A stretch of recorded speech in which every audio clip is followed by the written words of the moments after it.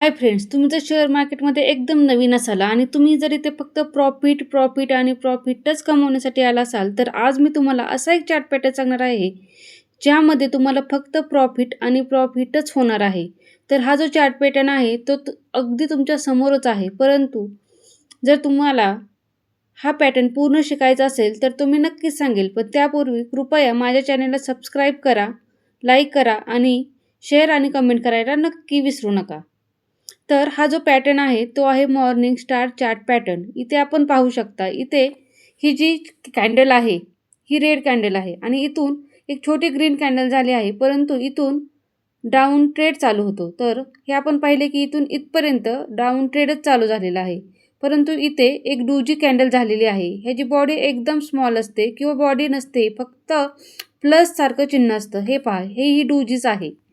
तर हा जर एकदम बॉटमला झाला असेल आणि त्यानंतरची सेकंड कॅन्डल ती जर गॅप अप ओपन होत असेल, तर इथे ह्याला मॉर्निंग स्टार बोलतात. इथे मॉर्निंग स्टार झाल्यानंतर अप ट्रेंड हा 100% चालू होतोच.